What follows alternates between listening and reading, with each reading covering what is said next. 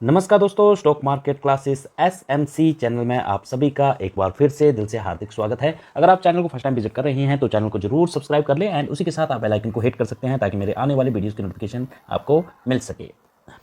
तो यहाँ पे आप प्लेलिस्ट में जाके मेरे वीडियोस को देख सकते हैं जिसमें मैंने आपको लंबे टाइम के लिए निवेश करने के लिए कौन से सेक्टर्स में आपको निवेश करना चाहिए, अलग अलग पोर्टफोलियो जो है आपको क्रिएट करने चाहिए। शेयर मार्केट में हो गया, आपको म्यूचुअल फंड्स में हो गया, एसआईपी में लमसम कौन से एसआईपी जो है इस टाइम बेस्ट चल रहा है इस गिरावट में, एंड पीपीएफ सुकन्या, इन सभी के ऊपर जो है मैंने एक एक करके जो है वो वीडियोस डाल रखे हैं। आप प्लेलिस्ट में जाके जो है वो बात कर सकते हैं। इवन आप डेली मार्केट किस तरह का प्रेडिक्शंस रह सकता है, ट्रेड करेगा, उसके ऊपर भी मैं डेली बेसिस पे आपके लिए वीडियो मैं प्रोवाइड करता हूँ। एंड ये वीडियो जो है आपको उसकी नोटिफिकेशन मिल सके तो उसके लिए आप चैनल को जरूर सब्सक्राइब कर लें, ठीक है।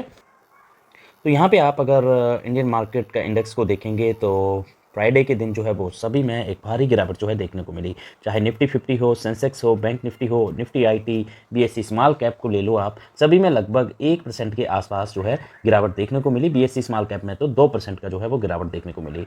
तो ये किस बात का इस मार्केट पे इम्पैक्ट पड़ा है, जो नेगेटिव इतनी बड़ी जो है गिरावट देखने को मिली फ्राइडे के दिन, तो वो था ट्रंप की जो स्टेटमेंट्स आई थी उनकी वजह से, ठीक है।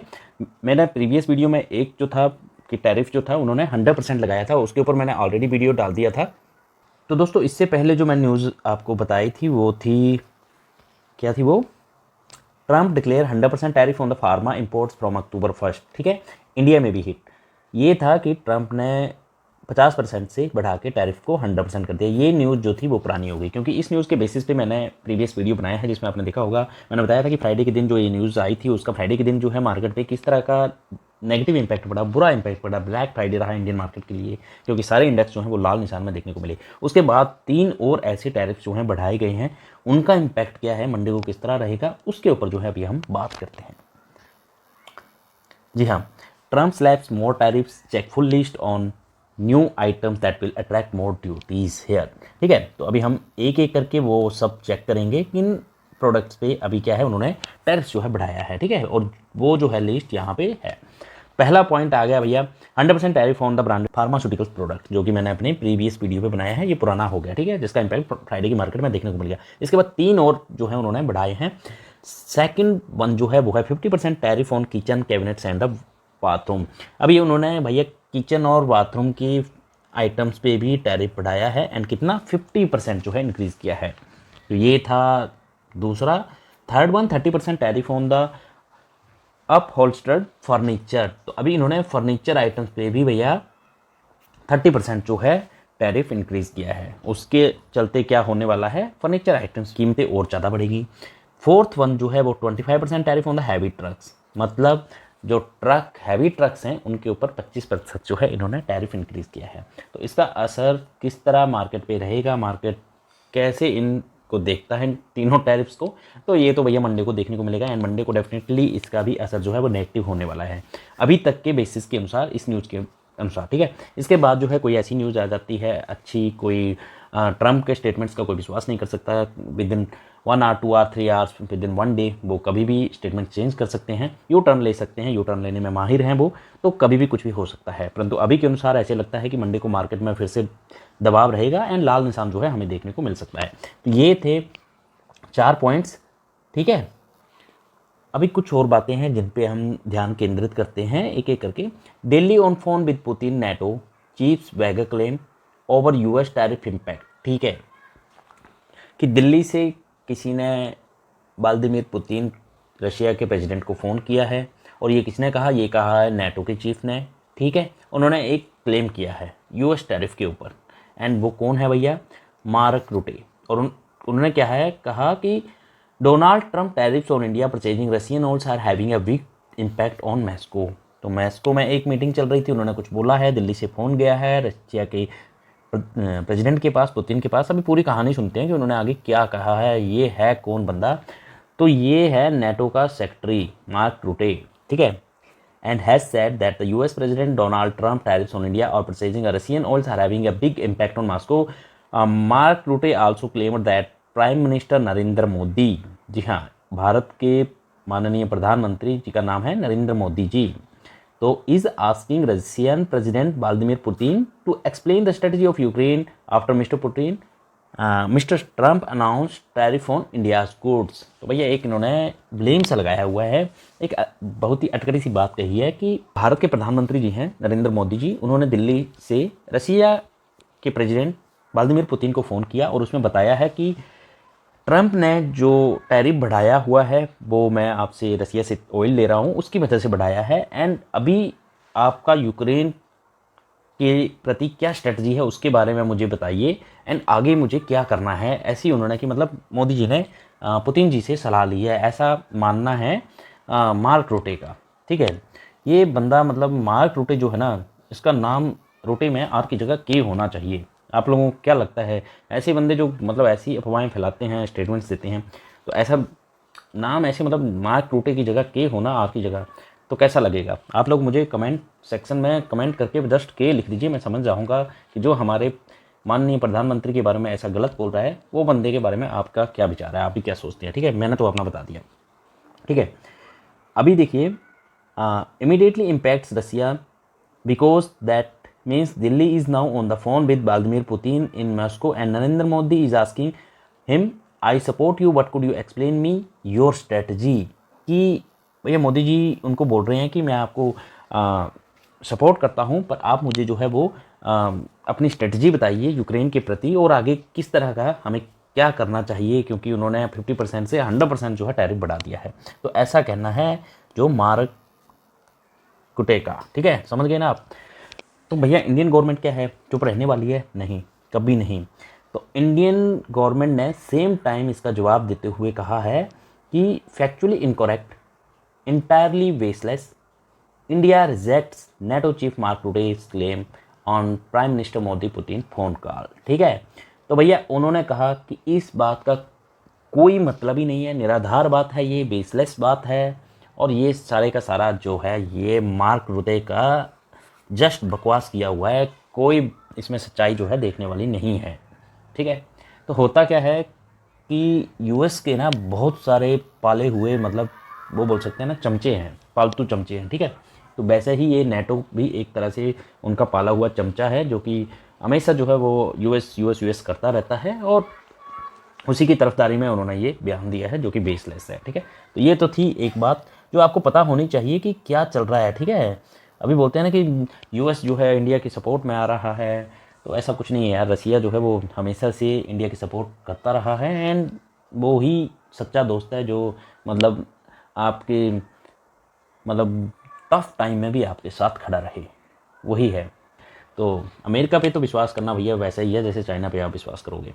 अभी क्या हुआ, अगली बात जो है वो Russia threatens for world war 3 if NATO attacks its combat jets, Lavrov says US led military alliance and EU declared war on my country.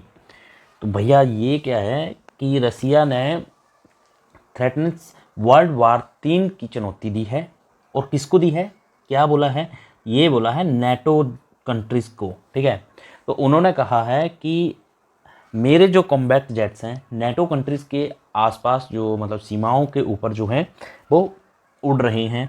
ठीक है, और किसी ने कॉम्बैट जेट्स पे अगर उन्होंने किसी ने भी उन पर अटैक करने की सोचा तो इसका नतीजा जो है बहुत ही खतरनाक नेटो कंट्रीज़ को देखना पड़ेगा, और ये किसके इक्विवेलेंट होगा, किसके बराबर देखा जाएगा, और कैसा हो सकता है, ये वर्ल्ड वार 3 लग सकती है। तो उन्होंने मतलब सीधी सीधी चुनौती एंड सीधा सीधा बोल दिया नेटो कंट्रीज़ को कि अगर आपने मेरे कॉम्बैट जेट्स पे कुछ भी हमला करने का सोचा, उसको रोकने का सोचा, कुछ भी, तो फिर वर्ल्ड वार 3 जो है वो स्टार्ट होता हुआ दिख जाएगा। तो ये थी एक और न्यूज़।